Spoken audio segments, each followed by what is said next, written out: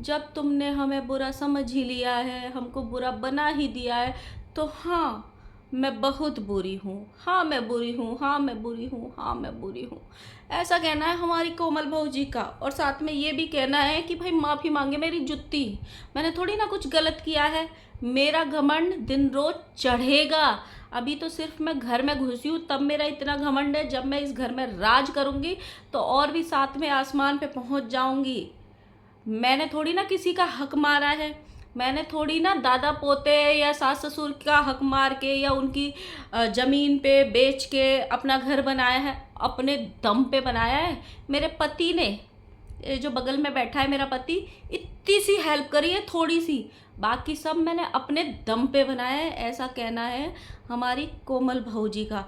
अब मुझे एक बात समझ में नहीं आ रही गाइस, कोमल बहू जी में ये दम कहाँ से आया?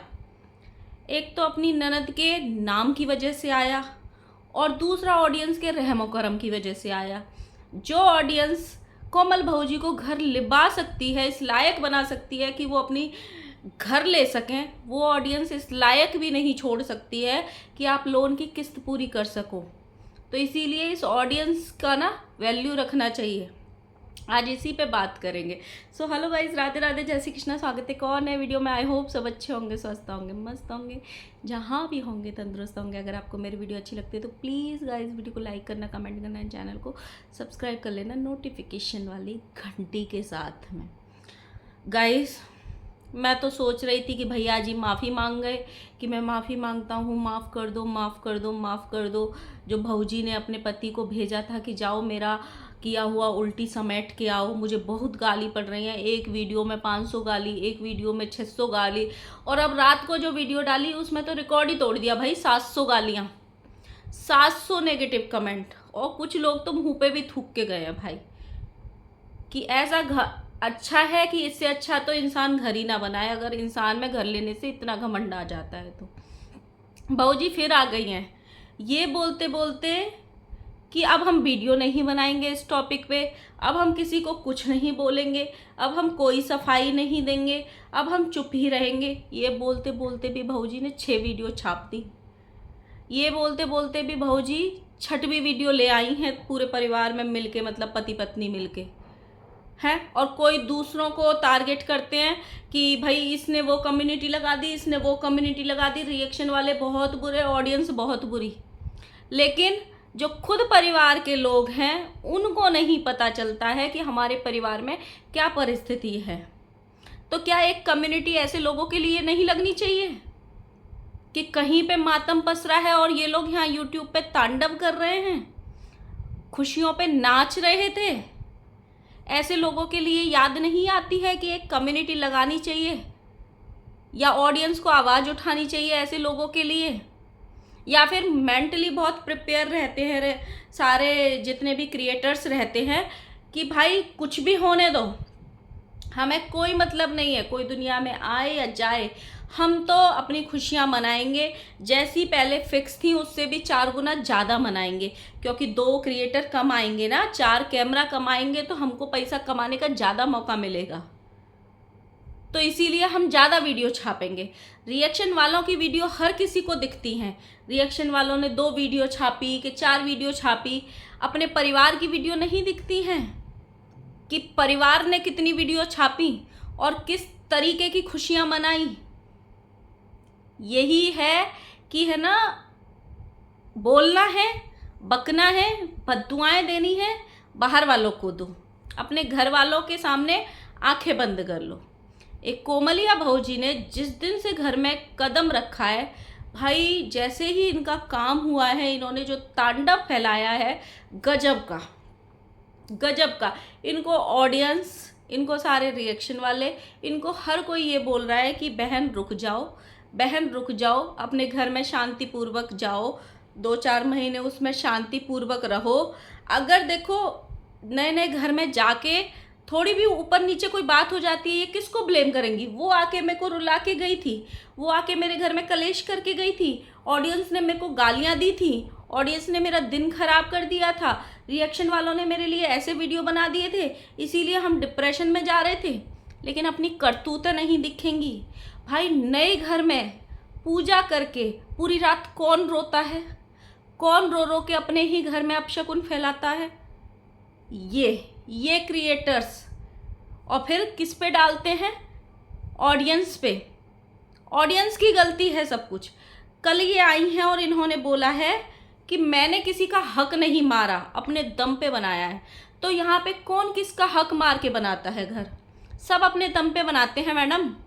हो सकता है आपने वो लाइफ जी होगी, या आपने वो ऐसे लोगों के बीच में रही होंगी, या आपने वो देखा होगा अपने मायके में या कहीं भी कि लोग किसी का हक मार के और बना लेते हैं घर। इसीलिए आपको बार बार ये याद आ रहा है कि मैंने किसी का हक नहीं मारा, मैं बहुत महान हूँ, मैंने किसी का हक नहीं मारा, क्योंकि आपने वैसे लोग देखे होंगे अपने आसपास। नहीं तो दुनिया में हर इंसान अपनी ही मेहनत का घर बनाता है। आप बहुत खुश नसीब हो जो इतनी कम एज में घर में बैठ गई हो। दुनिया की पूरी पूरी जिंदगी निकल जाती है रेंट के घर में रह रह के। ये जो घमंड दिखा रही हो, ये जो बरकत मिली है ना आपको घर में जाने की, एक छत की, वो ऑडियंस की वजह से मिली है। नहीं तो पूरी ज़िंदगी भी घिसते रहते ना, पूरी ज़िंदगी भी एक इंसान नौकरी करता है ना, तो भी एक छत नसीब नहीं होती है उसको।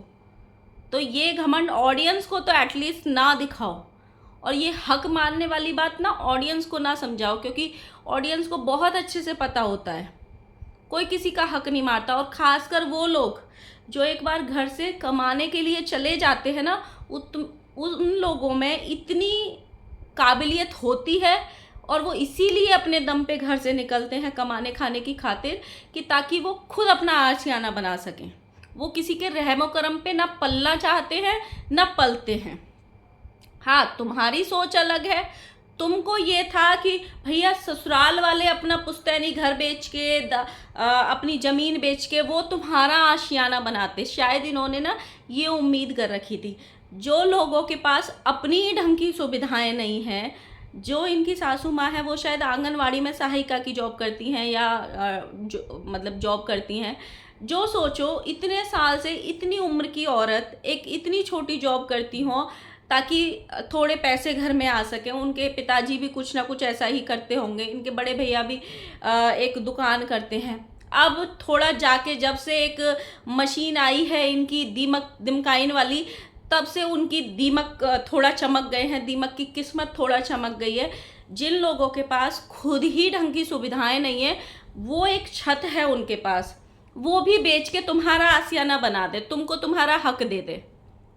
भाई हद हो गई है। तो कितने लोग ऐसे करके अपना घर बनाए भाई, जिसकी एक झोपड़ी थी वो भी बिकवा दो। मतलब कल को ये होता है कि कुछ इंसान पे अगर कुछ भी ना हो तो इंसान खुद को गिरवी रख दे क्या? अरे भाई तुम इस लायक हो, भगवान ने तुम्हारा हाथ पकड़ा है, तुम इस लायक बन गए हो कि अपनी खुशियां खुद चुन सकते हो, खुद बना सकते हो, खुद खड़ी कर सकते हो। तो इससे ज़्यादा खुशी की बात क्या होती है? दूसरों को ताना देना। भाई 6 वीडियो आ गई, अपने दम पे अपने दम पे अपने दम पे। भाई हर कोई अपने दम पे बनाता है। गाइज आप लोग मुझे है ना 10-10 20-20 हज़ार रुपये भेज देना, मुझे एक घर खरीदना है। कोई भेजेगा? कोई नहीं भेजेगा। कितने लोग होंगे जो खाने कमाने की खातिर अपना घर या अपने जो नेटिव प्लेस है या जो अपना गांव है उसको छोड़ के बाहर निकले होंगे सिटी में। तो क्या उन्होंने पलट के अपने माँ बाप से ये पैसे मांगे? वो मांगते ही नहीं हैं, वो अपना अधिकार ही नहीं समझते हैं। क्योंकि जब वो रिटर्न में कुछ नहीं करते हैं, रिटर्न में घर वालों का कुछ नहीं करते हैं, उनके साथ रहते नहीं हैं, उनकी देखभाल नहीं करते हैं, तो वो ये उम्मीद भी कैसे करें कि हमने मतलब हमको सब कुछ चाहिए, हमको ज़मीन भी चाहिए, हमको बाप दादा का हक भी चाहिए, हमको सब कुछ चाहिए। ये उम्मीद रखना ही बेकार है। जब हम ही नहीं कर रहे हैं, जब हम उनकी खुशियों में, उनके दुख में, उनकी खराब जब तबीयत होती है, तब जब हम उनके साथ नहीं रहते हैं, तो भाई हम उनका हक पे कैसे वो करेंगे कि हमको तो भैया ज़मीन बेचो, हमारा घर बनना चाहिए। ये है, शायद इन्होंने इसी माहौल में देखा होगा कि घर मारे होंगे किसी ने, इनके आसपास के लोगों ने हक, इसीलिए इनको इतना ज़्यादा वो हो रहा है, हक मारना हक मारना हक मारना। भाई क्यों? इनका कहना है मैं किसी से माफ़ी नहीं मांगूंगी, जब बुरा बना ही दिया है तो बुरी हूँ। हाँ आप बुरी हो, आपने जो चीज़ें दिखाई हैं आपने जो अपना रंग दिखाया है उससे भाई लोगों को पता चल गया है। 700 कमेंट आए हैं इनके रात को वीडियो में, 700 में से 690 नेगेटिव कमेंट हैं। इंसान बुरा ऐसे ही नहीं बनता। पब्लिक की जो हवा बदली थी, जो इनको अच्छा बोल रहे थे, वो इनको अच्छाई लेनी नहीं आई थी। एक एक गिफ्ट के पीछे तांडव हो गया। एक बहन आई, उसको भी खाली हाथ भेज दिया, और इनको महानता का टैग चाहिए कि मैं इतनी अच्छी हूँ, मुझे सब अच्छा बोलो। जिस वक्त मुंह नहीं खोलना था उस वक्त जहर उगला। अरे दूसरे का दुख मत देखती, कम से कम अपनी खुशियाँ तो देखती कि आज की आज ही मैं इस घर में घुसी हूँ, आज की आज ही मैंने इस घर में कदम रखा है, तो मुझे ये सब चीज़ें नहीं बोलनी है, मुझे नेगेटिविटी नहीं फैलानी है। भाई क्रिएटर कुछ भी कर सकता है, लेकिन उसको आपको अच्छा ही बोलना है, अच्छा ही बोलना। कभी कभी कुछ चीज़ें ऐसी हो जाती हैं ना कि उन चीज़ों से मन हट जाता है। मैं एक छोटी सी बात बताती हूँ। मैंने एक घर बुक किया था, मेरे हस्बैंड ने एक घर बुक किया था 2015 में, और उसका पोजीशन हमें मिला 2025 में। अब 26 चल रही है, पिछले साल ही मिला। जब हमने वो घर बुक किया ना, तो जब 2-4-6 साल हो गए उसको पोजीशन नहीं मिला। बहुत सारे प्रोजेक्ट्स में नोएडा दिल्ली में बहुत प्रॉब्लम आ गई थी, कोविड आ गया उसी बीच नोटबंदी हो गई, तो किसी को भी पोजीशन नहीं मिले। किसी का 8 साल बाद मिला, किसी का 10 साल बाद मिला, किसी का 12 साल बाद मिला। अभी मुझे कुछ दिन पहले ही एक फैमिली मिली थी, उनको 16 साल बाद पोजीशन मिला, सोचो। तो जो मेरे मम्मी पापा थे ना, बाद में उनका पेशेंस ख़त्म हो गया। उनको लगता था कि ये जो भी पैसा भर रहे हैं लोन का या जो भी है वो डूब जाएगा, इनको घर नहीं मिलेगा। क्योंकि गांव के लोग जो होते हैं ना, वो ऐसे ही होते हैं, उनको लोन वोन वो सब समझ में नहीं आता है। वो तब लेते हैं जब उनके हाथ में पैसा होता है। मेरे पापा हमेशा ऐसे पूछते थे, मिल जाएगा ना लाली, मिल तो जाएगा ना। मेरी मम्मी हमेशा पूछती थी, लाली मिल जाएगा ना तेरा घर, लाली मिल जाएगा। बट वो उनके जीते जी घर हमें नहीं मिला, वो दोनों ही चले गए। वो घर मुझे लास्ट ईयर मिला। आप सोचो, जब वो घर मुझे मिला ना, मुझे खुशी नहीं हुई। ऐसा नहीं है मैंने उसमें छोटी सी पूजा करी, कोई बहुत ज़ोरों से गृह प्रवेश नहीं किया, क्योंकि मेरा मन नहीं था। और अभी भी मेरे हस्बैंड मुझे 10 बार 20 बार बोलते हैं कि चलो हम एनसीआर में शिफ्ट हो जाते हैं, वहाँ हमारा खुद का भी घर है, हम उधर ही रह लेंगे। मैं सिर्फ एक चीज़ बोलती हूँ कि जिस घर को मेरे माँ बाप रोज़ पूछते थे ना, जब वो उनके सामने मुझे मिला ही नहीं, उन्होंने देखा ही नहीं, मुझे उस घर में रहना ही नहीं है। अब मैं चाहे किराए पे रह लूँगी, चाहे भगवान कभी हाथ पकड़ेगा तो दूसरा बनवा लेंगे, लेकिन मैं उस घर में रहने नहीं जाऊँगी। मतलब मुझे वो अच्छा नहीं लगता अब। इतनी वो मतलब जो इतनी उम्मीदों से वो पूछते थे ना, वो दोनों ही चले गए उसको देखने से पहले ही, तो मुझे उससे अच्छा ही नहीं लगता। अगर आपके पास कोई खुशी है तो भाई उसको मना लो अच्छे से, क्योंकि वक्त कब पलट जाता है किसी को भरोसा नहीं है। और ये जो घमंड आप दिखा रहे हो ना, आपकी खुद की कोई पहचान नहीं है। ये जो घर आपने लिया है, इसको आप मानो या ना मानो, ये सोशल मीडिया की देन है। अगर ये सोशल मीडिया आपको इस लायक बना सकता है ना कि आप एक घर लेने लायक बन जाओ, तो सोशल मीडिया इतना भी गिरा सकता है कभी कि आप एक किस्त तक ना भर पाओ। मतलब ये मैडम जी इतना घमंड दिखा रही हैं अपने घर का कि ये अपने पति तक को भी इतना सा क्रेडिट दे रही हैं कि हाँ थोड़ी सी हेल्प मेरी इन्होंने भी की है, हम दोनों ने थोड़ा मिलके लिया है, बट मेरी मेहनत है, मेरी ही मेहनत है। मुझे इस बात का बहुत घमंड है। किसी ने इनको कमेंट कर दिया या किसी ने इनको बोल दिया कि भाई इतने छोटे घर पे घमंड कर रही है, और ये बात आई कहाँ से? जब इन्होंने जहर उगला उसके बाद ये वाली बातें उठी। तब तक तो लोग प्यार ही कर रहे थे ना इनको। जिस दिन गृह प्रवेश था उस दिन तक भी लोग प्यार कर रहे थे कि घर छोटा हो बड़ा हो, अपना अपना होता है। बहुत अच्छी बात है, घर लिया है, बहुत अच्छा लग रहा है, इनको खुशियाँ मनाने दो। पर इज्जत हर किसी को रास नहीं आती है ना। चाहिए तो नेगेटिविटी थी, क्योंकि नेगेटिविटी से शायद ज़्यादा व्यूज़ आते हैं। अभी कोई है नहीं, एक फैमिली शांत बैठी है अपने दुख में, उसके ब्लॉग्स आ नहीं रहे हैं, तो इसीलिए इनको मौका है। अपनी खुशियाँ के जितने ब्लॉग्स थे वो डाल दिए, चलो अब तांडव मचाते हैं, वो वाला हिसाब हो रहा है। तो किसी ने इनको छोटा घर बोल दिया तो बोले मेरा छोटा है, बड़ा है, मेरा है। भाई वो बात तब निकली थी जब आपका घमंड 7वें आसमान पे दिख रहा था ऑडियंस को कि इतना सा घर लेके इतना घमंड कर रही है, कोई बड़ा ले लेती तो क्या ही करती। ये था ऑडियंस का मतलब। तो इतना ही जहर उगलो जितने को आप समेट पाओ। ये ऑडियंस यहाँ बिठा सकती है तो यहाँ गिरा भी सकती है। अपनी खुशियाँ अपने आप ही खराब करो और नाम और इल्ज़ाम दूसरों पे डाल दो, ऑडियंस पे डाल दो। कभी अपने कमेंट सेक्शन झांक के देखना, जो ऑडियंस कल तक कॉन्ग्रेचुलेशंस बोल रही थी वो गाली क्यों देने लग गई, मैंने ऐसा क्या कर दिया, ऐसा क्या बोल दिया वीडियो में, वो नहीं देखना है। मैं अच्छी हूँ, तुमने मुझे बुरा बना ही दिया है तो हाँ मैं बुरी हूँ, हाँ मैं बुरी हूँ। हाँ, ये जो कांड किया है उसके बाद न जाने कितने लोग आपको देखना छोड़ देंगे। आप कितने लोगों का अच्छाई का जो मुखौटा है आपके चेहरे पे वो हट जाएगा। जो लोग आपको अच्छा समझते थे अब वो नहीं देखेंगे, क्योंकि जब आप कोई भी चीज़ नॉर्मल से एबनॉर्मल दिखाओगी ना, जो आम घरों में नहीं होता, वो ऑडियंस को पसंद नहीं आएगा। इंसान दूसरों की खुशियों में दखल देता है या खुश नहीं होता है या जल जाता है, लेकिन अपनी ही खुशियाँ मना के अपनी ही खुशियों को खुद ही ग्रहण लगाना कोई क्रिएटर से सीखे। मैं तो सोचती हूँ शायद इसीलिए वो दोनों वहाँ से गांव से इतनी जल्दी भाग भाग के आए, इनकी करतूतें देख के कि भाई नहीं जाएंगे तो परिवार में एक तमाशा हो जाएगा।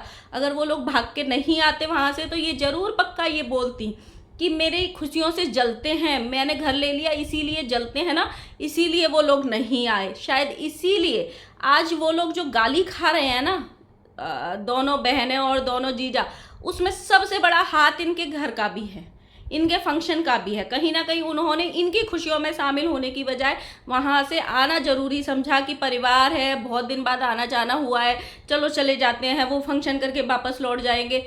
और ये मैं तो बोलती हूँ अच्छा है वो नहीं आई, और आ गए होते वो तो कितना तांडव करती हैं मैडम। अपना किया हुआ कोई नहीं देखता है भाई। अपने कमेंट्स देखो, अपनी वीडियोस दोबारा रिपीट करके देखो, तब पता चलेगा कि आपने क्या गलती करी और ऑडियंस आपसे खफा क्यों हो गई। मिलते हैं नए वीडियो के साथ में, बाय बाय।